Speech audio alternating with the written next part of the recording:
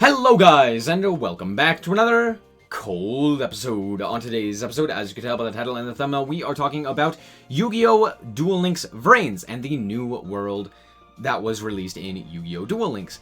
And, more specifically, I wanted to discuss the idea that this may be the best world that has ever released. And the reason I say this is, one, because we got a top-tier strategy out of the new box, as well as the new world, that being Salamangreat. Salamangreat is the best deck of the current format. Let's even look at the tier list. Look at that. It's tier 1 all by itself. However, it doesn't seem to be pushing anything out of the meta. It's, in fact, incentivizing new decks to be played. Decks that were previously pushed out of the meta due to various different reasons, mostly Rose Dragon being the best deck.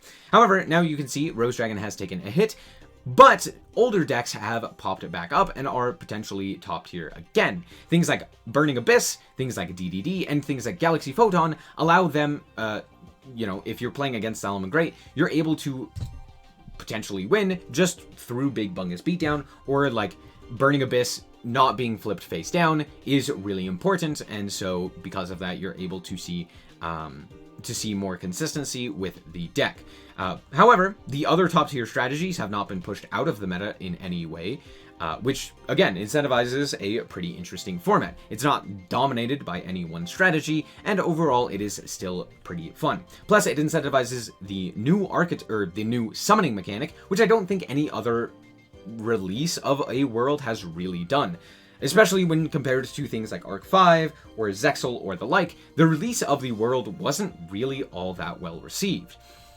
And you can even see here on the high potential, we have, sure, a tier 1 Link strategy, but we also have in high potential Goki as well as World Chalice that could potentially get better with more development from players as well as just deck building in general. So, pretty interesting. But moving on, I wanted to take a look at the older world releases in terms of the meta and to just kind of go over what has happened. So here we have, this was the release of Arc 5. As you can see here, this was the first one from Arc 5. And we can see that Harpies were the best deck, followed by Gaia, as well as a few others in Tier 3. However, none of them utilizing the new summoning mechanic, that being Pendulum Summoning. Even if we go down here, all of these things that were off of the list didn't use any of the new summoning mechanic. So there's that. And with the release of the Arc 5 world, we did get the Pendulum Genesis box, which didn't really have anything other than Melodious, which was high potential, as well as eventually became a top tier strategy. I think even the best strategy at times.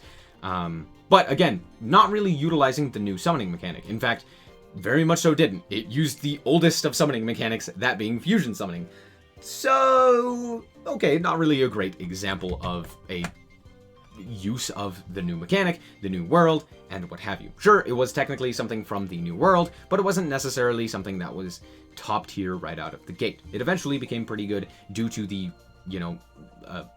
worsening of Harpies, as well as things like Gaia and the like. So there's that.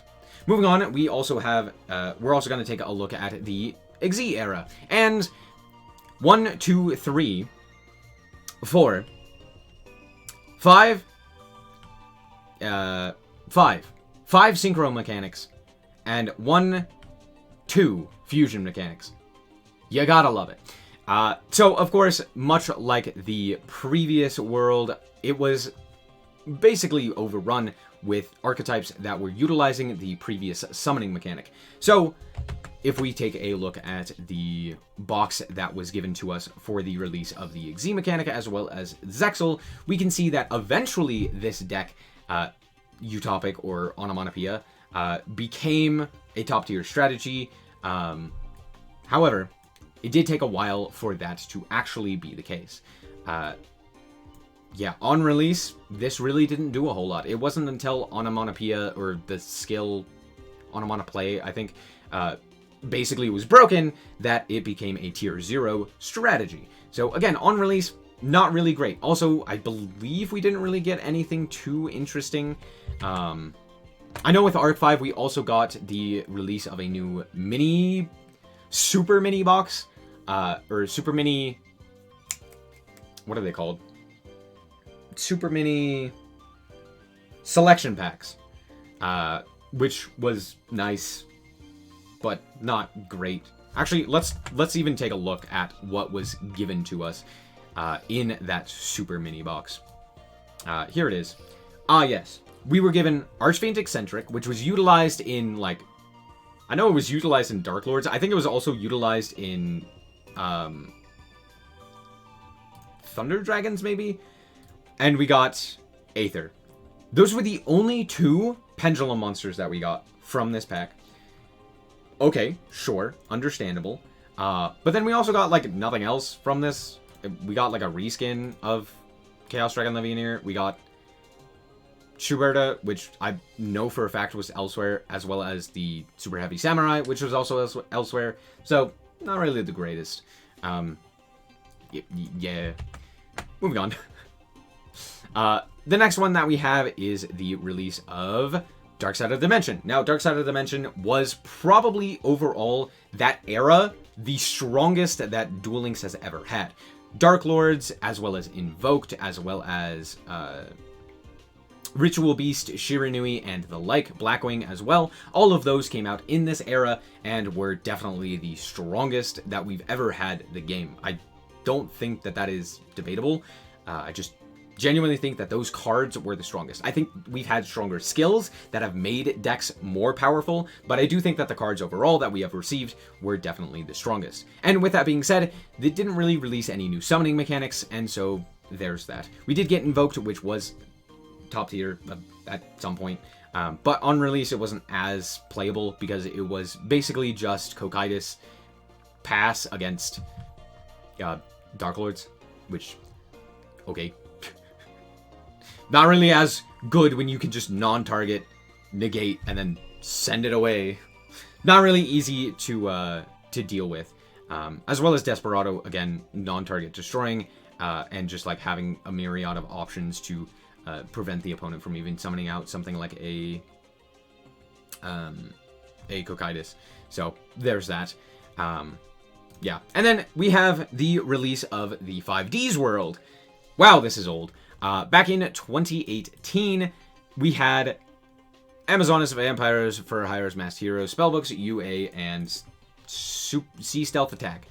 All of these basically are to say, like, none of these are using the new 5Ds Synchro Summoning mechanic. And again, if we were to look at the box that was given to us for the 5Ds Summoning, or Synchro Summoning mechanic, it was this one. We got Stardust Dragon, we got a Flame Veil card, and we got Hyunlei, as well as Azure Eyes Silver Dragon, a Blue Eyes support card, when Blue Eyes only had one tuner, that being this guy. Yeah, not exactly the strongest. So, not surprising that this mechanic just didn't see any play. The one of Stardust really didn't help. Or, not the one of, the Stardust Dragon being, like, the best one really didn't help. So, yeah. Again, looking at this, I would say Vrains has been the most successful, as well as the most well-realized of the world releases. I do think Dark Side of Dimension was nice, but overall, I will say that the skills that we have gotten from the Vrains world, the new mechanic, the new quality of life changes, the new content through the new boxes, as well as the new cards available through like the gate and dueling other duelists and the like. All of these things have been really nice, on top of the meta being shaken up by an actual good ban list and skill hit, and just the fact that an oppressive deck has been pushed out of the meta and a new non-oppressive deck, theoretically, has been thrown into the meta. So this is obviously still new. We could find out that Salamangreat is so great that it's tier 0 and it's oppressive and no one wants to play anything other than Salamangreat and it's terrible and it's a super boring meta. Or we could find out that Salamangreat is overhyped and everyone's just playing it, whereas it's not actually all that strong. Who knows? Who's to say? We're still new. But overall, I'm liking Vrains, and it's making me really enjoy playing Duel Links once again, even though I'm still in silver. Look, ranked is hard.